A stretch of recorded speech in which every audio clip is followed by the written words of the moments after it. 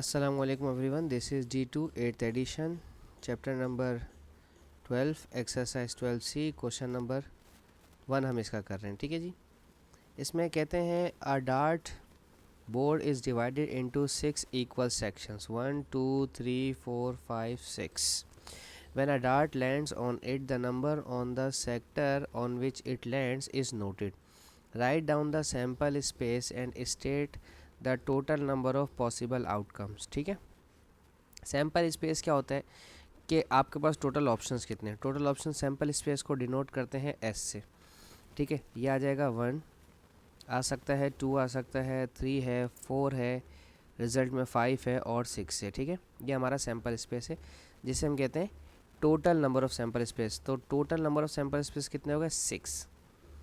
तो total number of ये sample space है. Total number of outcomes, total number of outcomes को of P of A लिखेंगे. ठीक है. पॉसिबिलिटीज़ ऑफ ए या प्रोबेबिलिटी ऑफ ए. प्रोबेबिलिटी का लफ्ज़ में भी आपको आहिस्ता आहिस्ता वहाँ पर लेकर आने वाला. तो इसमें 6 चांसेस हैं आपके. मैं डार्ट कहीं भी डालूँ, डार्ट हो सकता है यहाँ लग जाए, डार्ट हो सकता है यहाँ लग जाए डार्ट. ठीक है. जो डार्ट हम फेंकते हैं, डार्ट हमारे पास यहाँ भी आ सकता है, डार्ट हमारा ये भी इस पर भी आ सकता है, 2 पर भी आ सकता है, डार्ट हमारा 3 पर भी आ सकता है. ठीक है. डार्ट हमारा 4 पर भी आ सकता है, डार्ट हमारा 6 पर भी आ सकता है. ठीक है. डार्ट हमारा 5 पर भी आ सकता है, 6 पर भी, किसी पर भी हमारा डार्ट आ सकता है. तो हमारे पास टोटल ऑप्शंस कितने हो गए 6 ऑप्शंस हो गए. ठीक है. ये इसमें इस सवाल में ये बात हो रही है. अब हम देखते हैं क्वेश्चन 2 इसका.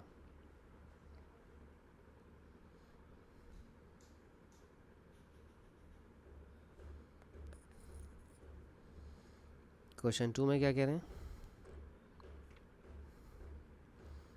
क्वेश्चन 2 में कह रहे हैं an 8-sided fair dice with the faces label. अच्छा, अब डाइस जो होता है ना वो कुछ इस तरह से होता है. ठीक है. और इसकी टोटल 6 साइड्स होती हैं. अब आप बोलेंगे ये कैसा डाइस है जिसकी 8 साइड्स हैं.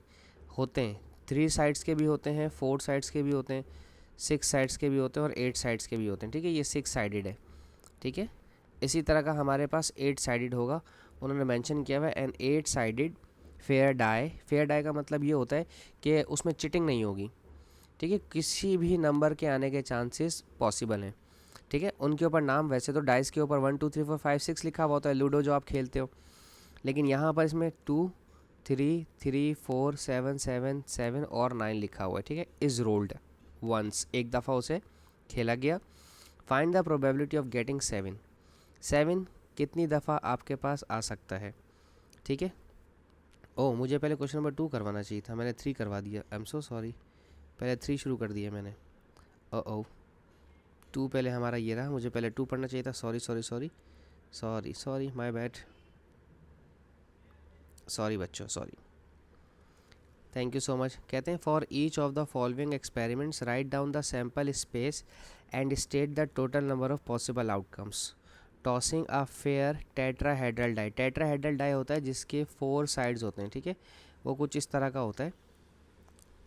ठीक है. ऐसा होता है वो. ठीक है. इस तरह का. ठीक है. इस तरह का होता है. उसके 4 फेसेस होते हैं. ठीक है. 3 फ्रंट पर, 3 ऊपर होते हैं और एक बॉटम पर होता है. Tossing a fair tetrahedral die with the faces label 2 3 4 5. ठीक है. एक तरफ 2 लिखा हुआ है, एक तरफ 3 लिखा हुआ है, एक तरफ 4 लिखा हुआ है और एक तरफ 5 लिखा हुआ है. ठीक है. इसे टॉस किया तो क्या क्या आ सकता है. सैम्पल स्पेस क्या है इसके. इसमें से आपके पास चांस है 2 भी आ सकता है, 3 भी आ सकता है, 4 भी आ सकता है और 5 भी आ सकता है. तो टोटल पॉसिबल आउटकम्स कितने हैं इसमें. पॉसिबल आउटकम्स इतने, इस तरह से, चलो प्रोबेबिलिटी भी ना लिखवाऊँ आपको मैं. पॉसिबल आउटकम्स, आउटकम्स लिख लें आप. ठीक है. पॉसिबल आउटकम्स कितने हैं इसमें 4. इसके 4 आंसर्स आ सकते हैं. सही है. अच्छा, अब लिखा है drawing a card eight random from a box. Drawing a card मतलब कार्ड्स निकाल रहे हैं. ठीक है. आपने खेले ना किंग क्वीन जैक वाले. Containing 10 identical cards labelled ABCDEFGHIJ. तो इसका सैम्पल स्पेस कैसे बनेगा. इसका सैम्पल स्पेस ऐसे बनेगा कि इसमें यही लेटर्स लिखे हुए होंगे ABCDEFGHIJ. और इसके आउटकम्स कितने हैं. अगर हमारे पास जितने चांसेस हैं उतने ही, जितना सैम्पल स्पेस होता है उतना ही आउटकम्स होता है. ठीक है. 1 2 3 4 5 6 7 8 9 10. 10 अल्फ़ाबेट्स हैं तो आउटकम्स भी 10 हो गए. ए हो गया, बी हो गया. अब सी पढ़ते हैं. Drawing a disc at random from a bag, sorry, drawing a disk at random from a bag containing 5 identical red discs, 3 identical blue discs and 2 identical green discs। ठीक है, 5 रेड है, red अब इस तरह से लिखेंगे R1, R2, R3, R4 and R5। 5 red हो गए, 3 ब्लू डिस्क हैं, तो ब्लू की 1, ब्लू की 2 और ब्लू की 3, और 2 आइडेंटिकल ग्रीन्स, ग्रीन की 1 और ग्रीन की 2। ये आपके पास टोटल सैंपल स्पेस बनेंगे, कितनी आ गई, 5, 3, 8 और +2 10। तो इसके आउटकम्स कितने होंगे, इसके टोटल आउटकम्स हो सकते हैं 10। सही है। उसके बाद ऑप्शन नंबर डी देखते हैं। डी में लिखा है picking a letter at random from a box containing identical cards with the letter that spell the word teacher. ठीक है, यानी कि इस तरह से आपके पास कार्ड्स हैं,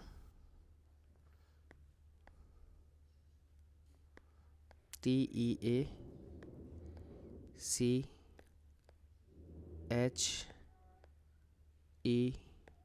और R। ठीक है, इसमें लिखा हुआ है TEACHE और R। ठीक है, ये कार्ड्स हैं आपके पास, तो मैं इसको इसी तरह से ले लेता हूँ। ठीक है, लेकिन प्रॉब्लम यह है कि यहाँ T एक दफ़ा है, E 2 दफ़ा है, तो आप लिखेंगे E1 and E2, E1 E2 इस तरह से लिखेंगे। ठीक है, ए आपके पास एक ही दफ़ा है, ए आप एक ही दफ़ा लिखेंगे, सी भी आपके पास एक ही दफ़ा है, एच भी आपके पास एक ही दफ़ा है और आर भी आपके पास एक ही दफ़ा है। ठीक है, तो ये हो गया हमारे पास सैंपल स्पेस एक दफ़ा। पीछे सेट्स में अगर आपके पास आ रहा था तो ई 2 दफ़ा आ रहा था, तो आप एक ही दफ़ा ई लिख रहे थे ना, वो एक अलग कहानी है। और प्रोबेबिलिटी का टॉपिक से, प्रोबेबिलिटी के टॉपिक में तमाम को लिखा जाता है। ठीक है, तो ये कितने हो गए, 1 2 3 4 5 6 7, टोटल हो गए 7। यहाँ पर 7 आउटकम्स हो गए। ठीक है, प्रोबेबिलिटी और सेट्स एक साथ साथ चलते हैं, इसलिए यहाँ पर करवानी ज़रूरी चल रही है बात। अच्छा, ई में कहते हैं, हाँ, choosing a 3 digit numbers at random. ये मुश्किल है थोड़ा। चूजिंग अ 3 डिजिट नंबर, मेरे पास 99 के बाद पहला नंबर आता है 100, ये सबसे छोटा होता है, फिर 101, फिर 102 से चलता जाएगा कहानी 998 और 999। ठीक है, ये है हमारे पास, ये हमारे पास होगा सैंपल स्पेस। ओके, ज़रा मुझे सोचने दीजिए इसका आउटकम्स कैसे निकालते थे। इसका आउटकम ऐसे निकालना है कि हमारे पास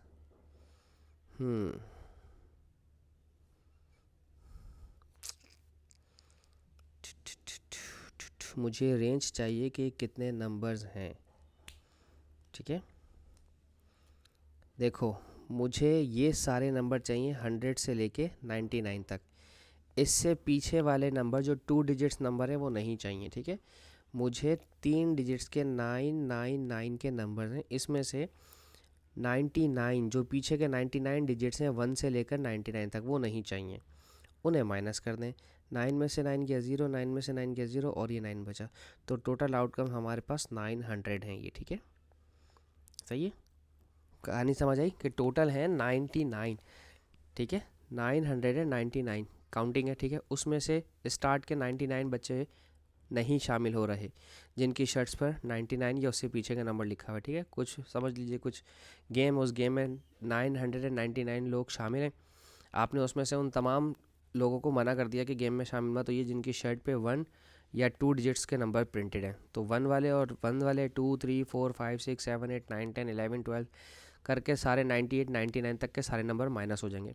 तो हम 99 माइनस कर देंगे नंबर्स इनमें से, तो 900 लोग ऐसे रह गए जिनकी शर्ट पे 3 डिजिट्स प्रिंट हुआ हुआ होगा।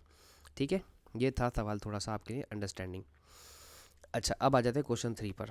कहते हैं an 8 sided fair die with faces labelled 2 3 और 2 3 3 4 7 7 7 एंड 9।